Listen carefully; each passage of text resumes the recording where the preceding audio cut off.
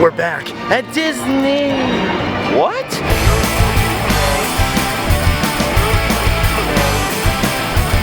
You leave today and enter the world of Random Land.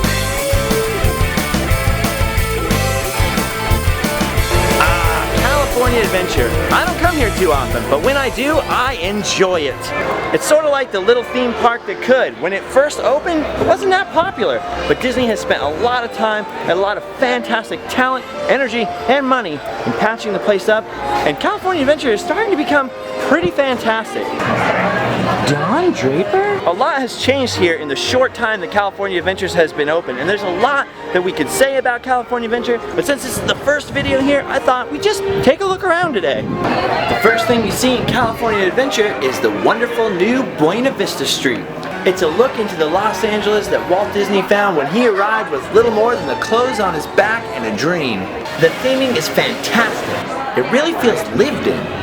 Even the gift shops are amazing. Cliff Secord? They've done such a fantastic job recreating Walt's LA that it really feels like you could just bump into him on any street corner. Swing in a left past Walt Disney and you'll find yourself in Hollywood. Wow, the big time. I made it to Hollywood, Ma. The Hollywoodland area is home to some pretty cool shows and attractions. You can learn to draw all your favorite Disney characters in the animation building, and I'm feeling pretty animated about it. This area gets all kinds of wild at night when they have the Mad Tea Party. All sorts of DJs and dancing, oh my. This is where they're gonna get all down and funky later. These chairs are pretty cool, but I'm starting to feel a little mad. I've had Earl Grey tea. I've even had Sleepy Time tea, but I've never had Mad Tea. What's it so angry at? Actually, unlike Disneyland, California Adventure offers alcoholic beverages. Drink me. I don't know, that didn't turn out so well for Alice. The Hollywood area is home to one of my favorite attractions, the Monsters Inc. Dark Ride. And also those lovable transplants from Walt Disney World, Muppet Vision 3D, and the Twilight Zone Tower of Terror. One of the heaviest criticisms of California Adventure when it first opened was that there wasn't enough rides for little kids, so one of the first things they added was a Bugs Land. The landscaping alone would make a Bugs Land fantastic, and it's chock full of rides for all ages. A Bugs Land may not be all that exciting for adults, but let me tell you, when you have toddlers, a Bugs Land rules. Heimbach? The theming is so well done. It's completely immersive. I feel so tiny in here. Like a bug. We don't have a lot of time, so we're pretty much gonna have to skip over the Pacific Wharf area, except to say that it's pretty much a giant but fantastic food court. Look at this, a fish photo op. Where else can you take your picture with all of these fish? Which leads us to the most exciting part of the park, Paradise Pier. A throwback to all those California coastal boardwalks of yesteryear, Paradise Pier is your one-way ticket to seaside adventure. They even have those classic midway games where you can win some pretty sweet prizes. Wow, prizes! But even though those are pretty cool, Disney really upped the ante when they created a hybrid between a midway game and a dark ride, Toy Story Midway Mania. Step right up and take a rollicking ride through our gallery of games. They'll astound you, they'll surround you, some will even confound you.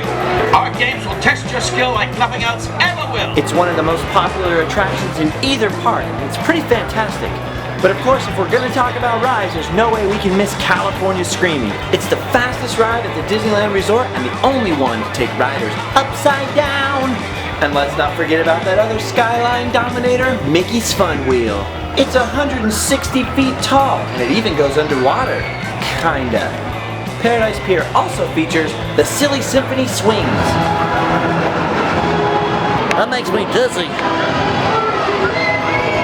Some of the other attractions include the shiny zeppelins of the California Zephyr, the Jumpin' Jellyfish, and Goofy's Flight School. But one of the most recent and fantastic additions to California Adventure is right here too. It's Ariel's Undersea Adventure, a Little Mermaid dark ride. The rumor is that King Triton statue up there is actually the one from Triton's Gardens in Disneyland. Which reminds me, King Triton pops up all over the place in Paradise Pier. Moving on from the coast, we gotta head into the Redwoods to check out the Grizzly Peak area. This whole landscape pays tribute to the California Redwoods. I love how educational this place is. You can learn a lot about California. You can also learn a lot about the steam donkey. Grizzly River Run is sadly closed for refurbishment right now, but you can still come in the gift shop and check out some very cool things. Wow, those souvenirs rock. Since we couldn't ride the e-ticket water attraction today, I thought we would check out the Redwood Creek Challenge Trail. Looks like there's a lot to discover in here.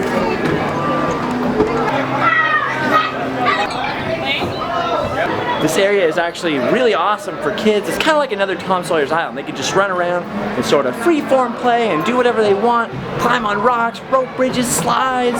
It's great for adults too because they did a really great job of recreating the redwood scenery and sort of the tranquil forest atmosphere. And the other thing is, for adults, we can face our fears of plummeting. Not a huge fan of bridges or heights, but I want to be a wilderness I am going to go across the biggest, highest rope bridge because I'm going to be a wilderness explorer or bust.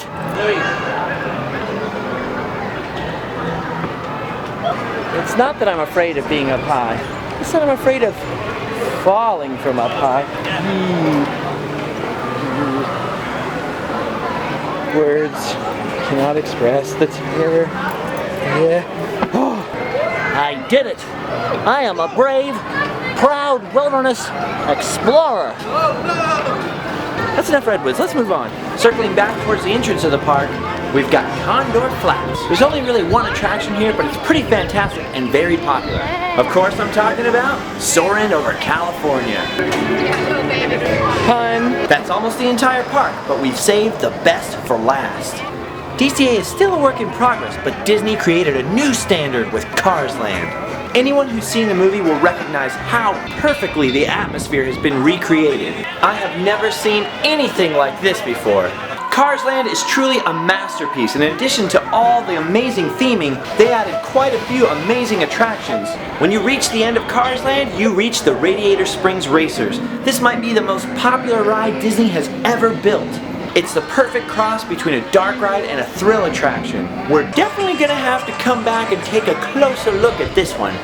Well, that was pretty fantastic. Thank you for joining me on this quick look around Disney California Adventure. Make sure you subscribe for some more adventures, and don't worry, we'll be back. Bye-bye. Who are you? Go!